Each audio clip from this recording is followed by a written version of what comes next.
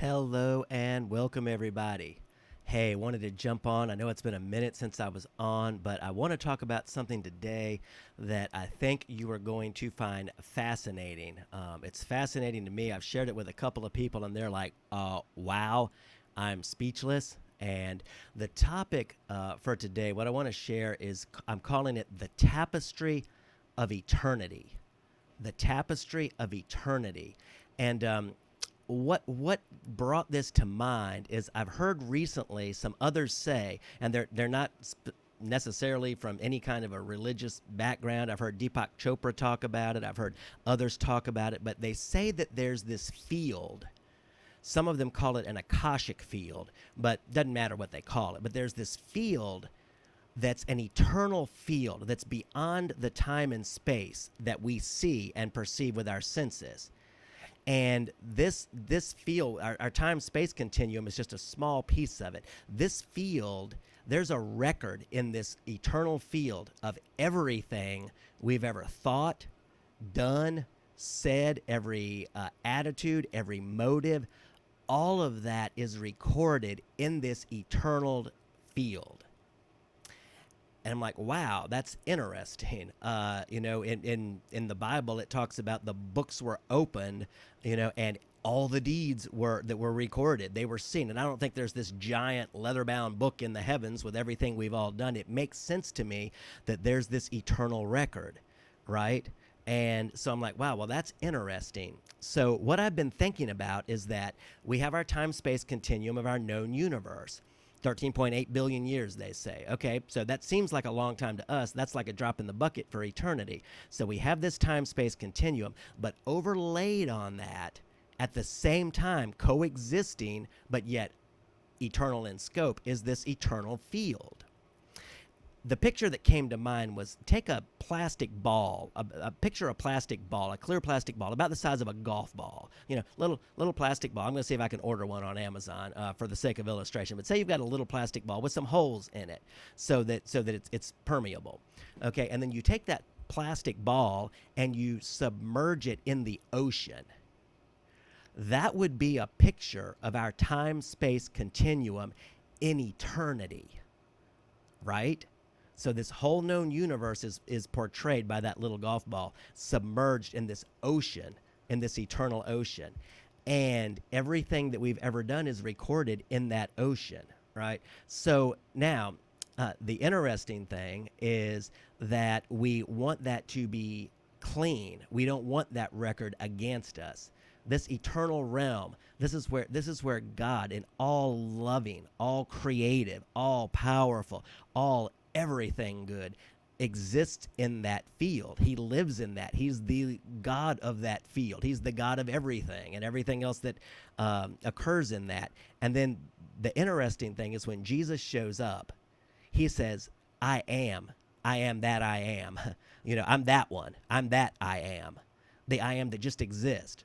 He says, I'm the same yesterday, today, forever. I never change. My word can't fail. It's eternal in the heavens. He lists a number of I ams, and he even tells the religious rulers at that time, before Abraham was, that was 2,000 years ago in the time-space continuum, before Abraham was, I am. I'm the self-existent one, and I'm the one who cares so much. It doesn't matter how much you believe in being good or believe in love or believe in those things or are trying. We all have our record that's against us, right? It's like Mark Twain said, all of us are like the moon. We all have a dark side we don't want anybody to see, right? Isn't that the truth? We don't want that whole record exposed for everybody, but it's there in eternity in the heavens. And Jesus said, I'm coming here as the I am, the only one who rules that heaven, that eternal field, and I'm going to sacrifice myself to wipe that record clean.